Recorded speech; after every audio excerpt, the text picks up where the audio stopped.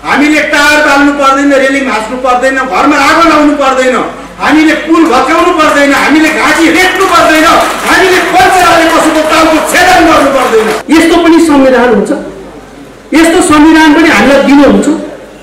नेपाली जनतालाई यसरी बेवकुफ बनाउनु हुन्छ?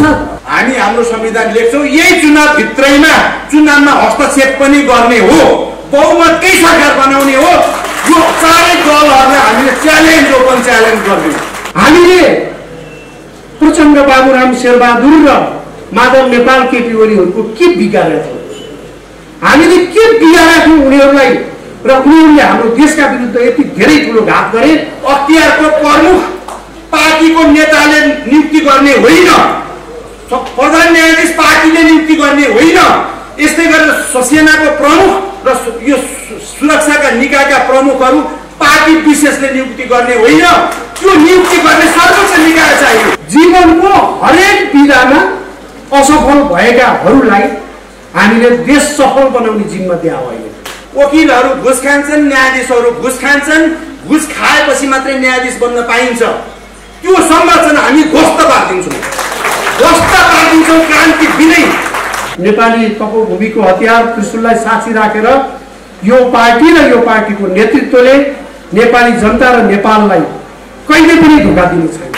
बरु मेटिएर जान्छ, बरु मरेर जान्छौँ हामी, तर नेपाली जनताको भावनामा हामी चोट पुर्याउने काम कहिले पनि गर्दैनौँ। नाम चण्ड राखौँ या प्रचण्ड राखौँ, तर खटिएको के हो भने यो देशलाई विभाजन गर्ने केवल प्रधानमन्त्री बन्नको लागि। कसैले भ्रष्टाचार गरेको छ भन्ने प्रमाण हातमा फाइल बोकेर टुलु टुलु हेरेर बस्ने नेपाली होइन। तिनीहरूलाई कानुन बमोजिमको सजाय हुनुपर्छ भनेर सजाय दिलाउनका लागि पनि जन्मेका हुन्। हामी कहाँ राजनीतिजीवीहरू उत्पादन हुन्छन्, तर हामीले बराबर पाइरहेको छैनौँ। त्यो वैदेशिक रोजगारीमा पनि राजनीतिजीवीहरू लिँदो रहेछ।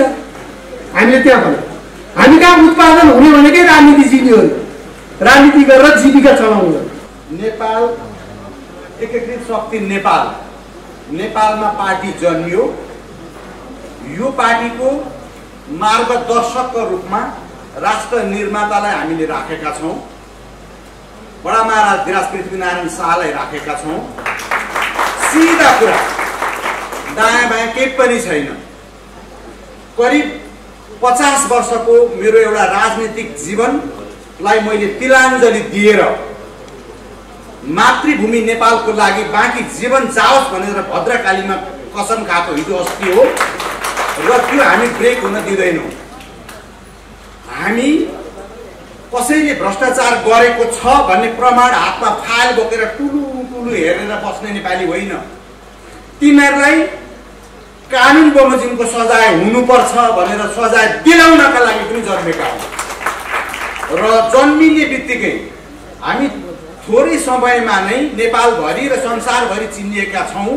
त्यसको आधार मसँग छ, किनभने अहिले मात्रै हामीले 7 वटा कन्ट्रीमा कन्ट्री रिप्रेजेन्टेटिभहरू बनाइसकेका छौँ र त्यहाँका नेपालीहरूले खबर पठाउनु भएको छ। तपाईँहरू अगाडि बढ्दै जानुहोस्, हाम्रो हातमा भएको सिप लिएर हामी नेपालमा आउँछौँ र हामी नेपालको डेभलपमेन्ट गर्छौँ भन्नुभएको छ। त्यस अर्थमा पनि हामीलाई धेरै खुसी लागेको छ। यो चाहिँ एउटा पार्टी थियो, अर्को पार्टी थियो, अर्को पार्टी थियो, पार्टीमाथि पार्टी, पार्टीमाथि पार्टी पसल खोलेको हो कि भन्ने पनि पर्न सक्छ।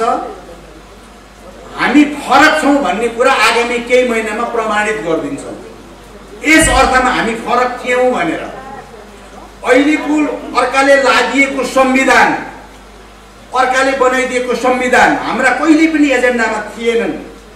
न निरपेक्षता थियो, न यो प्रादेशिक संरचना नेपालले धान्न सक्छ, न भइपरि आएको एउटा सम्मानित संस्थालाई रिप्लेस गरेर 800 महाराजा पाल्नु परेको छ हामीले। यसलाई हामी मान्दैनौँ र आज चुनाव चिन्ह घोषणा पत्रका दिनदेखि नै यो संविधान सकियो भन्ने घोषणा पनि गरिदिन चाहन्छौँ।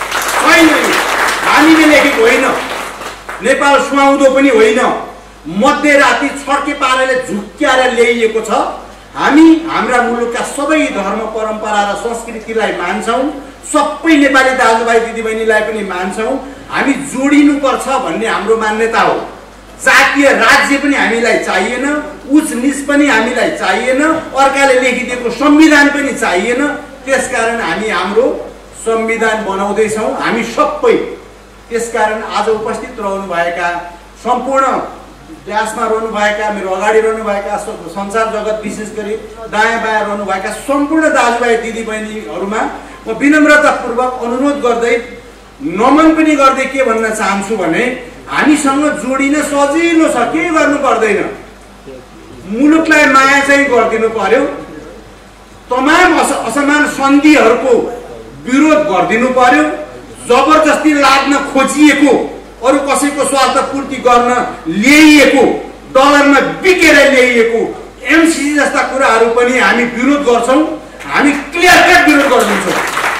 हामी अमेरिकालाई धन्यवाद दिन्छौँ यदि हामीलाई सहयोग दिन चाहेको भए, कुनै कन्डिसन नराखिकन सहयोग गर्नुहोस्, थ्याङ्क यू अमेरिका भनिदिन्छौँ हामीहरू, थ्याङ्क यू अमेरिकन सिटिजन भनिदिन्छौँ।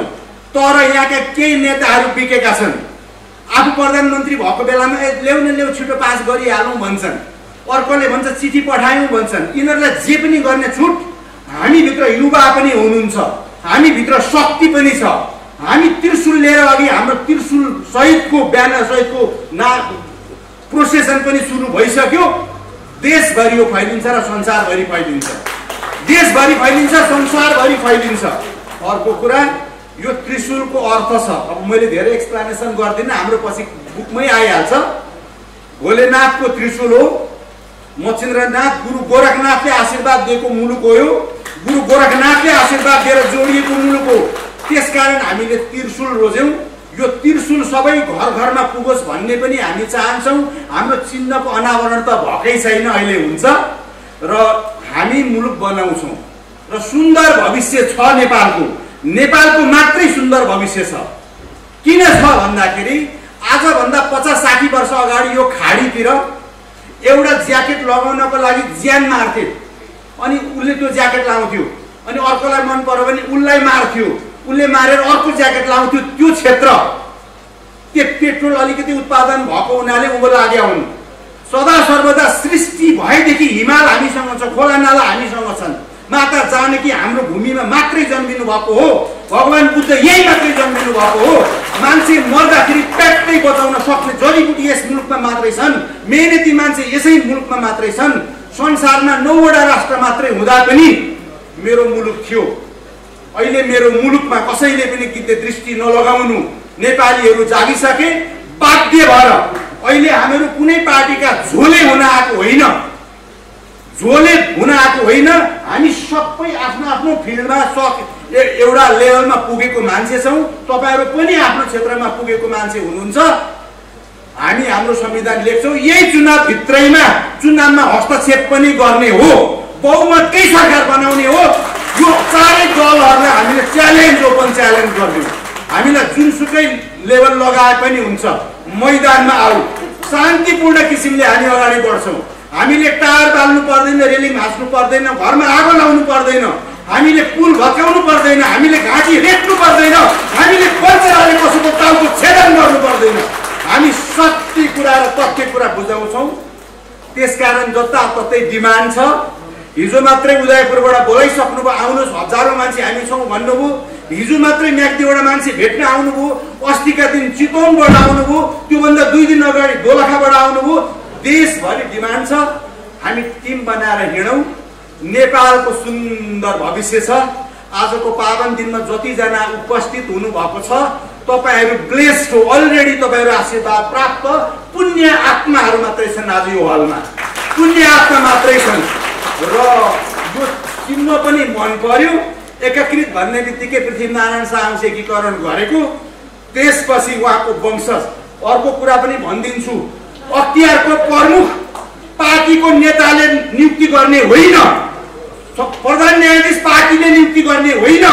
यस्तै गरेर सेनाको प्रमुख र यो सुरक्षाका निकायका प्रमुखहरू पार्टी विशेषले नियुक्ति गर्ने होइन। त्यो नियुक्ति गर्ने सर्वोच्च निकाय चाहियो, त्यो नियुक्ति गर्ने सर्वोच्च निकाय चाहियो। न्यायाधीश हुने बित्तिकै पार्टी कार्यालयमा गएर हजुर मलाई न्यायाधीश बनाइदिनु भयो भन्ने न्यायाधीशले के न्याय दिन्छ?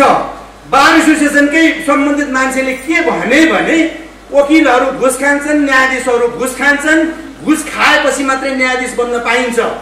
त्यो संरचना हामी ध्वस्त पारिदिन्छौँ, ध्वस्त पारिदिन्छौँ क्रान्ति बिनै।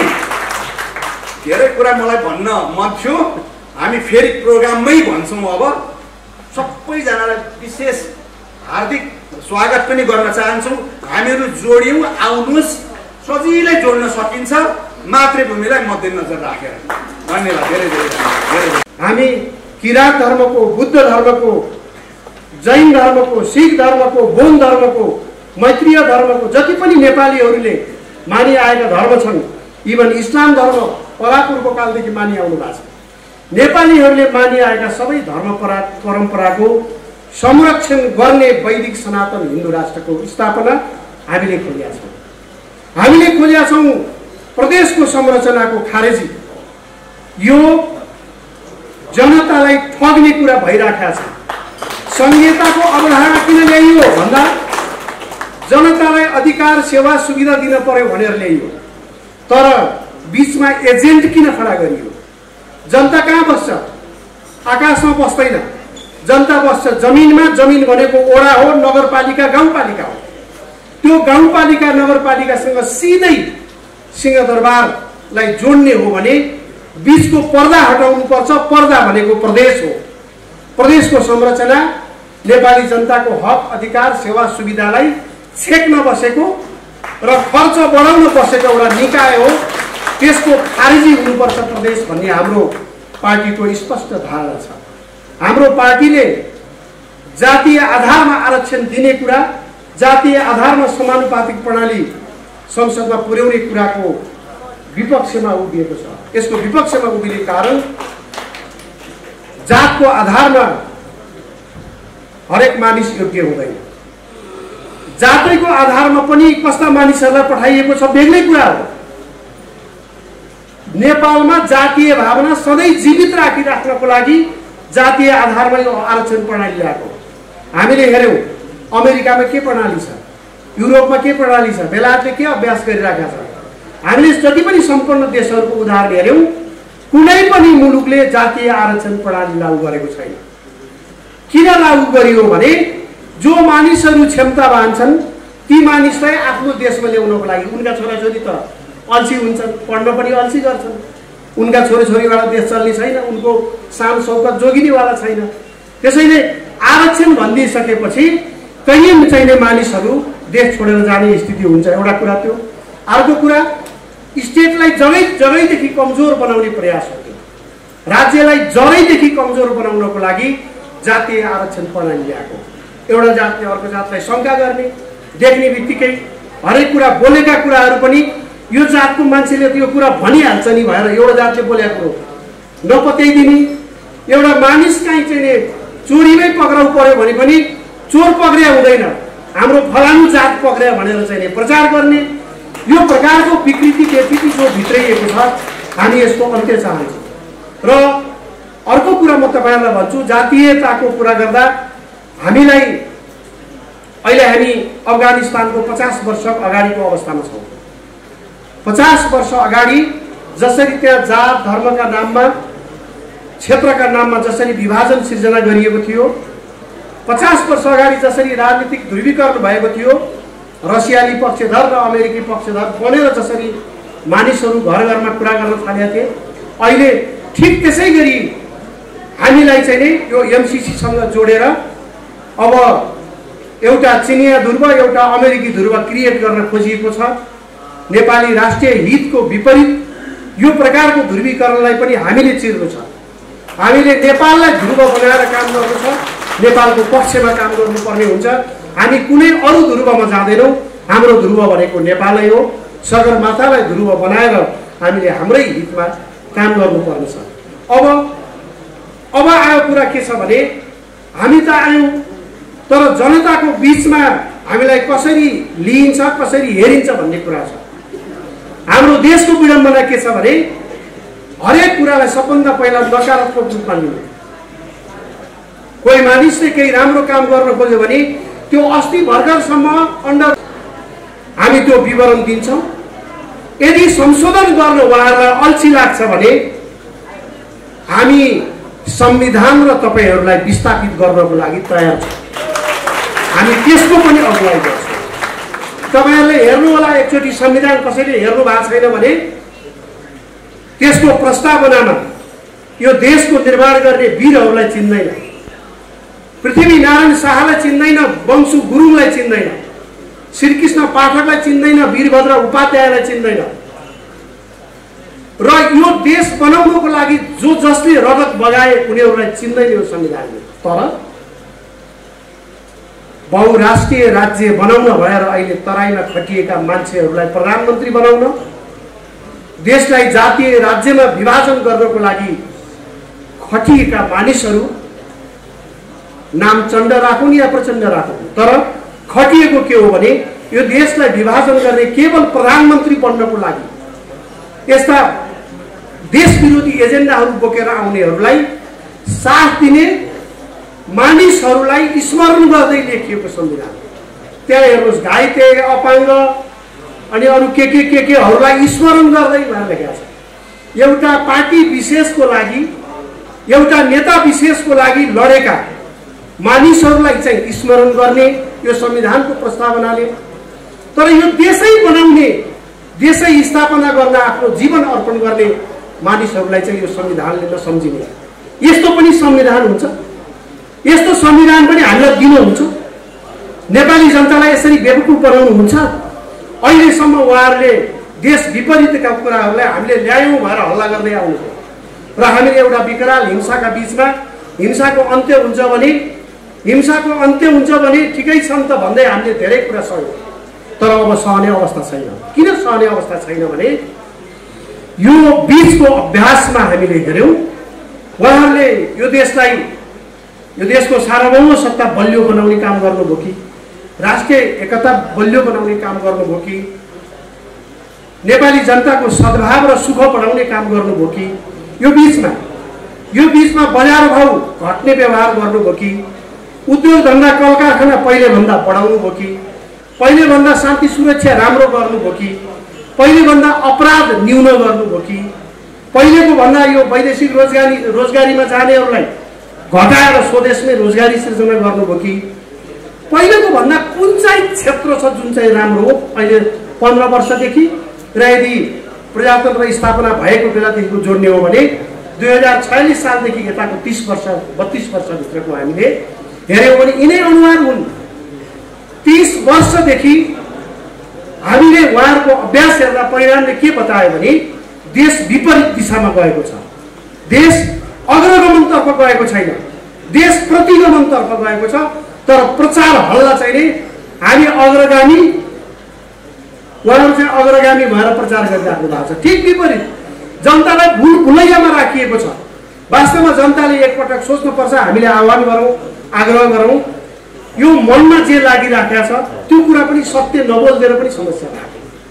नेपाली जनताको हाम्रो कस्तो संस्कार रहेछ भने आराम हुनुहुन्छ भन्यो भने हस्पिटल गइरहेको मान्छेले पनि आराम छु भनिदिने, अनि कस्तो छ हालखबर ठिकै छ भने ठिक छ भनिदिने, ठिकै हुँदैन। यस्तो खालको फर्मालिटीको कुरा राजनीतिमा पनि आइदियो। राजनीतिमा पनि के छ भन्दा ठिकै छ भन्ने तरिकाले गइरहेको छ। ठिक छैन, अब ठिक छैन, तपाईहरुलाई समर्थन गर्न सकिँदैन।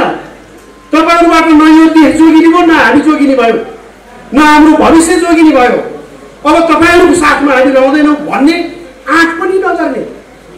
यो मुटुमा लागिराखेको छ कि उहाँहरू गलत मानिसहरू हो, गलत नीति हो, गलत व्यवहार हो भएर तै पनि भन्न नसक्ने।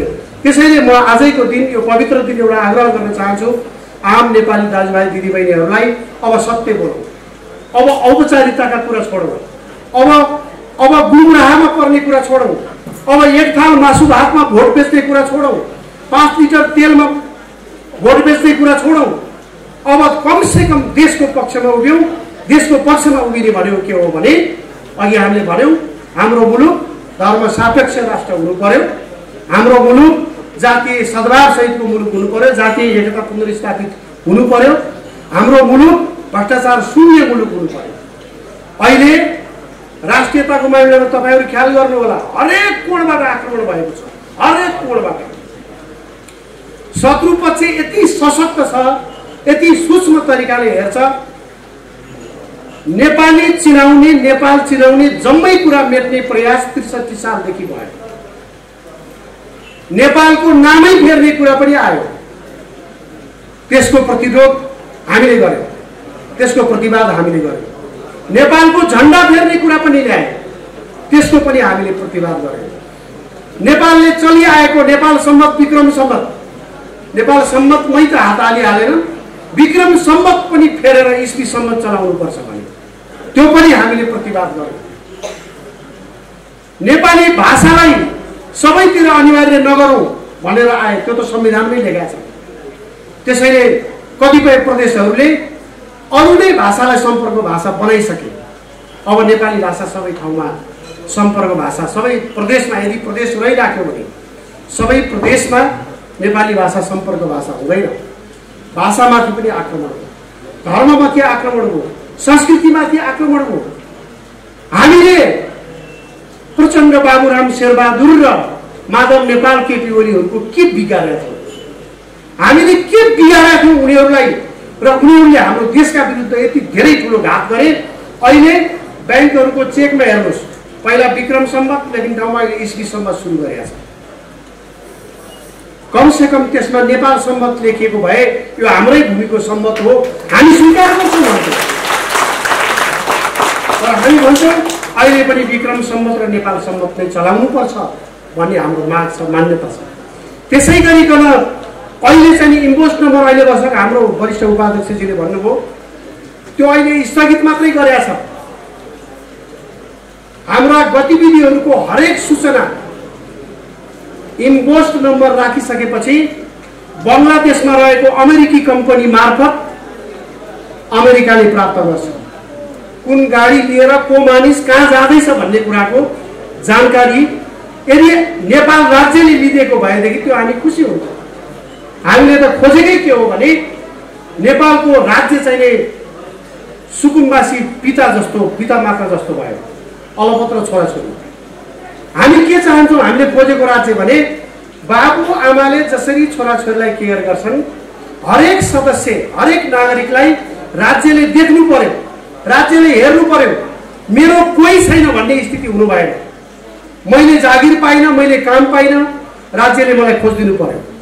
म बिरामी भई मेरो उपचार राज्यले निःशुल्क रूपमा गरिदिनु पर्यो। बुढेसकालमा मेरो के होला, छोरा नातिले नहेर्ने भए भनेर कुनै वृद्ध बाबुआमाले भन्नु नपरोस्। कुनै केटाकेटीले मेरा बाबुआमा चाहिँ भए रहेनन्, म अब कसरी जीवन बिताउने, मागेर खानुपर्ने भयो भन्ने स्थिति नहोस्। मेरो राज्य छ, राज्यले मलाई हरेक अंशमा हेरिराखेको छ। मेरो सुख दुःख राज्यले बुझ्छ भनेर एउटा नागरिकसँग सिधै सरकार राख्ने राज्यको हाम्रो पार्टीले परिकल्पना गरेका छ। त्यसैले यदि इन्भोइस नम्बर यो राज्यले हरेक नागरिकको गतिविधि हेर्न खोजेको थियो भने, हरेक नागरिकमाथि निगरानी राख्न खोजेको थियो भने हामी यो नम्बरलाई हामी स्वागत गर्न सक्थ्यौँ। तर विदेशीले हामीमाथि राख्ने निगरानी मुर्दाबाद, हामी त्यो निगरानी चाहँदैनौँ। यो बीचमा, यो देशभित्र तपाईँहरूले हेर्दाखेरि मात्रै यो टेलिभिजनमा हेर्नुहुन्छ, आज माधव नेपालजीले यसो गर्नुभयो, फलानु प्रसादले यसो गर्नुभयो, फलानु बहादुरले यसो गर्नुभयो। वास्तवमा उहाँहरू पुतली मात्रै हो, डमी। पछाडिपट्टि हुन्छ नि एउटा खेलमा, पछाडिपट्टि धागोले तानेर अगाडि बढाउने, पछाडि बढाउने पुतलीहरू हुन्छ नि। यसको भित्री कथा तपाईँहरूलाई अहिले यहाँ यो समयमा भन्न सम्भव छैन। नेपाली जनतालाई किताब लेखेर पनि भन्नुपर्छ भएर एउटा किताब माघ महिनामा प्रकाशित हुँदैछ। हामीले वर्तमान राजनीतिक नेतृत्वले यहाँसम्म आउँदा कसरी कठपुतलीको भूमिका निर्वाह गरेका थियो भन्ने कुराको 25 वर्षदेखि हामीले अनुसन्धान गरिराखेका थियौँ। त्यो किताब आगामी माघमा प्रकाशित हुन्छ। शत्रु पक्षले अहिले नै यो घोषणा गर्दाखेरिमा मेरो सुरक्षा या हाम्रो सुरक्षाको कुरा आउला, तर हामीले राज्यको नाममा देशका लागि ज्यानै समर्पण गरेर आएका छौँ। हामीले तपाईँहरूलाई भन्नुपर्दाखेरि हाम्रा पार्टीका अधिकांश सबै साथीहरूले एउटा अठोट गर्नु भएको छ। त्यसै रगत चढाएको होइन। हामीले अब आफ्नो घरको हिसाब किताब, आफ्नो साथी मित्र दुश्मन को हो सबै डायरीमा लेखिदिएर छोरा छोरीलाई जिम्मा लगाएर त्यसपछि हामी यो राजनीतिक पार्टी खोलेर आएका छौँ। हामी कुनै बाँचेर कुनै फलानु र चिलानु जस्तो अघि पछि गाडी हल्लाएर हिँड्ने, देशको सम्पत्ति स्वाहा बनाउने, विदेशमा बसेर रगत पसिना बगाएर कमाएको पैसा ल्याएर आफ्नो घर चलाउने त्यस्तो उद्देश्यको लागि हामीले राजनीति सुरु गरे होइनौँ। हामी त यत्रो समयसम्म हामी के पर्खिराख्यौँ भने यो देश उहाँहरूले नै बनाइदिए पनि हुन्छ, कहिलेकाहीँ चाहिँ चोरले नै चाहिँ राम्रो काम गरिदियो, झ्यालढोका बनाइदियो भने पनि हामी स्वीकार गर्छौँ नि। हो, त्यसै गरी चोरै भए पनि आफ्नो घर बनाइदिन्छ, देश बनाइदिन्छ, बदमासै भए पनि भने ठिकै छ भनेर हामीले यत्रो 15 वर्षदेखि पर्खिबसेका थियौँ। अब हाम्रो पनि जिन्दगी जान लाग्यो। कसैले सुरु नगर्ने हो भने राम्रो कामको थालनी, कसैले पनि नगर्ने भएदेखि अनि कसले चाहिँ गर्ने त भन्ने प्रश्न उठ्छ। यसो हेरिन्छ यतिका पार्टीहरू अहिले घोषणा गरेका छन् 10 लाख हामीले सदस्य पुर्यायौँ, अर्कोले घोषणा गरेका छ 10 लाख हामीले पनि पुर्यायौँ पार्टी सदस्य। तपाईँहरूलाई म एउटा उदाहरण दिन्छु। 3 वर्ष अगाडि चाइनामा हाम्रो एउटा भिजिट थियो। अनि त्यो चाइनिज नेताहरूले भन्नुभयो, सुनाउनु भयो हाम्रो देशमा हामी जलविद्युतमा यति आत्मनिर्भर यसरी भयौँ, हामी खाद्यान्नमा यसरी आत्मनिर्भर भएर हामी संसारलाई यति खाद्यान्न सप्लाई गर्छौँ, हामी कपडामा यसरी आत्मनिर्भर भयौँ, हामी मेसिनरी सामानमा यो औद्योगिक उत्पादनका कुरामा हामी यसरी चाहिँ हामी आत्मनिर्भर भएर संसारलाई हामी यति निकासी गरिराखेका छौँ आदि। उहाँहरूले आफ्नो प्रगतिको विवरण सबै सुनाएपछि आनन्दले सुनिराखेका थियो। अन्तिममा प्रश्न गर्ला भन्ने नि सोचिया थिएन।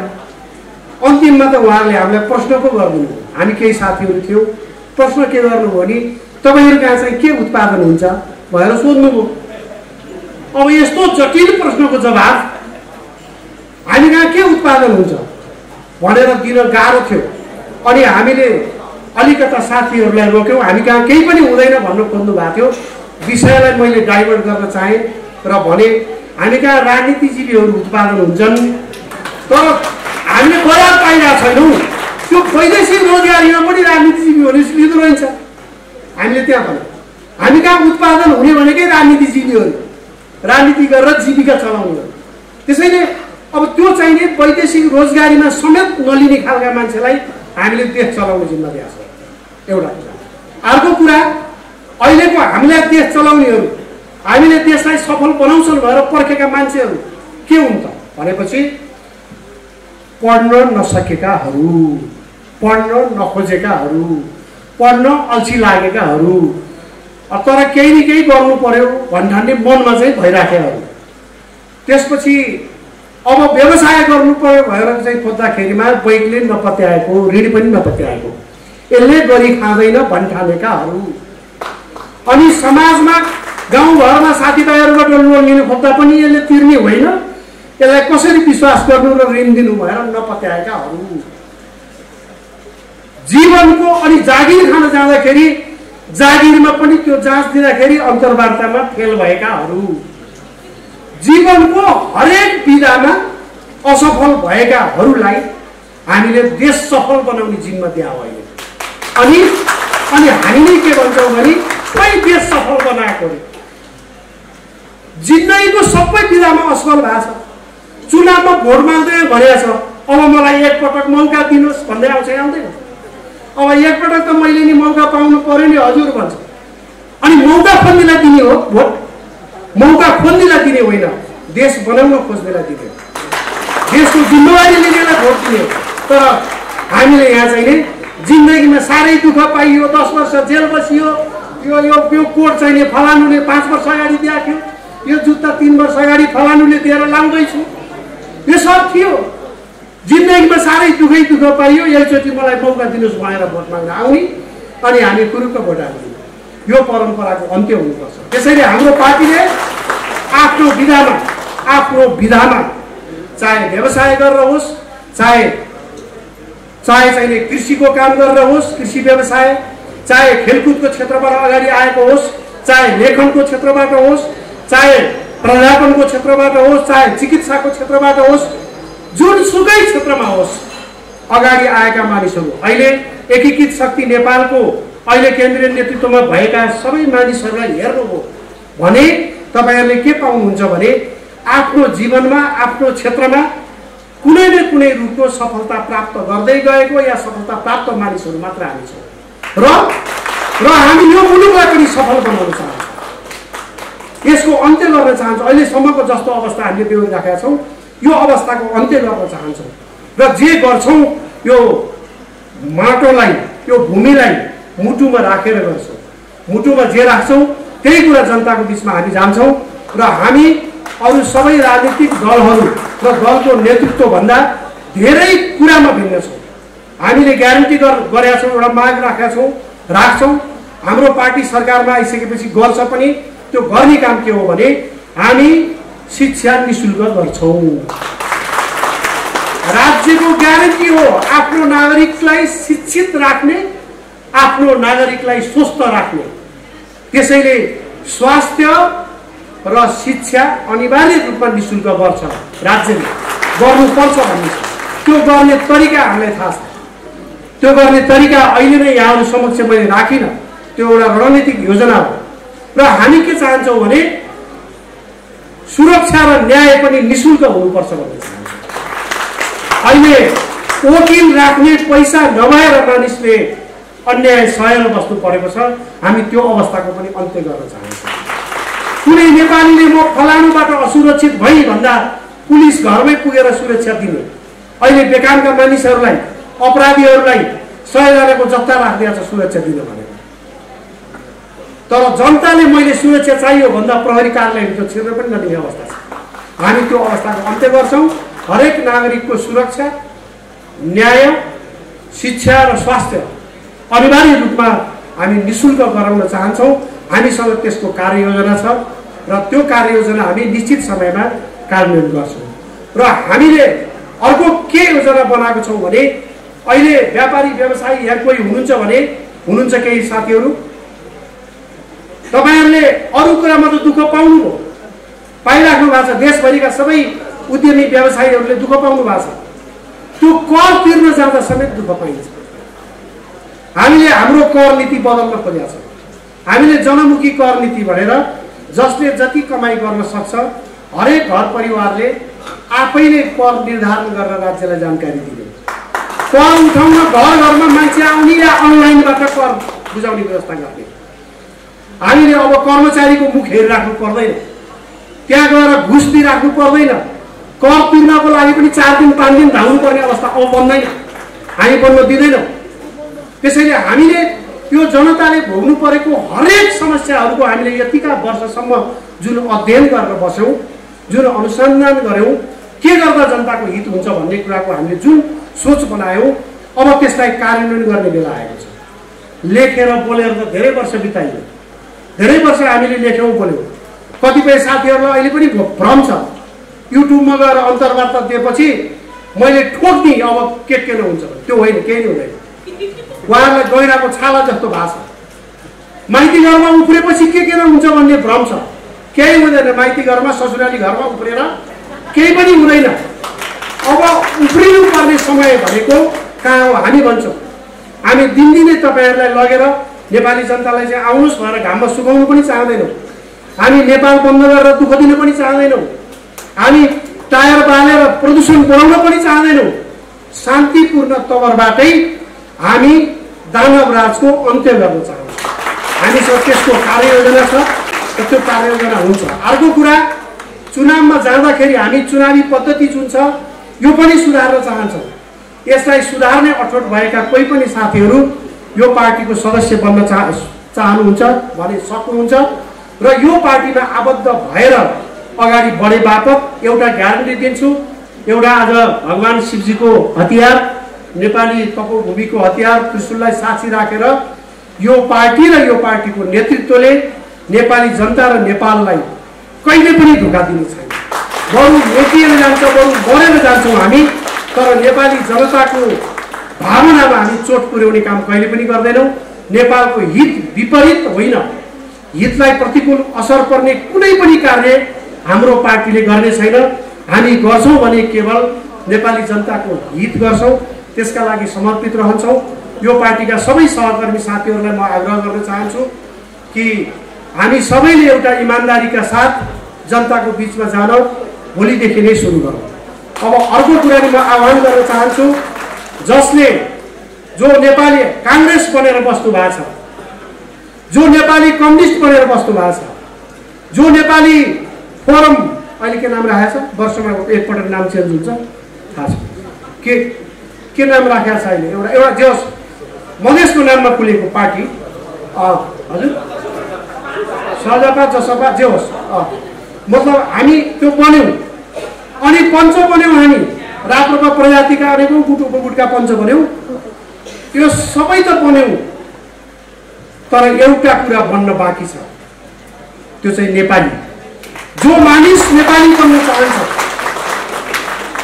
काङ्ग्रेस बन्यौँ, कम्युनिस्ट बन्यौँ, पञ्च बन्यौँ, के बन्यौँ, तर जो नेपाली बन्न चाहन्छ त्यसको पार्टी चाहिँ एकीकृत शक्ति नेपाल हो। हामी सच्चा नेपालीको प्रतिनिधित्व गरेर आएका छौँ र यही सन्देश लिएर जनताको बिचमा हामी जानेछौँ र यहाँहरू सबैलाई यो कार्यक्रममा सहभागी भएर हामीलाई साथ दिनुभएकोमा हार्दिक धन्यवाद र भविष्यमा अरू महत्त्वपूर्ण कार्यक्रमहरूमा पनि यहाँहरूको सक्रिय सहभागिता रहनेछ भन्ने विश्वास दिलाउँदै म सञ्चार माध्यमका साथीहरूलाई पनि हार्दिक धन्यवाद दिन चाहन्छु र अन्तिममा एउटा सूचना दिएर बिदा हुन्छु। एकीकृत शक्ति नेपाल र मातृभूमिका लागि नेपाली, मातृभूमिका लागि नेपाली गैर राजनीतिक सङ्गठन हो, सामाजिक संस्था हो र एकीकृत शक्ति नेपाल र मातृभूमिका लागि नेपालीको संयुक्त आयोजनामा भोलिदेखि नेपालव्यापी र एक अर्थमा संसारव्यापी जहाँ नेपाली क्रिया छन् हस्ताक्षर अभियान सुरु हुँदैछ। हाम्रा एजेन्डाहरूमा सहमति जनाउने सबै साथीहरूको हस्ताक्षर लिने र त्यसपछि हामीले अरू कार्यक्रम तर्जुमा गर्नेछ। भोलि इन्द्रचोकमा 11 बजे हामीहरूको कार्यक्रममा सबै सहकर्मी साथी र अन्य मिडियाका साथीहरूलाई पनि सहभागिताको लागि आग्रह गर्दै म अहिले बिदा हुन्छु। धन्यवाद। जय माता।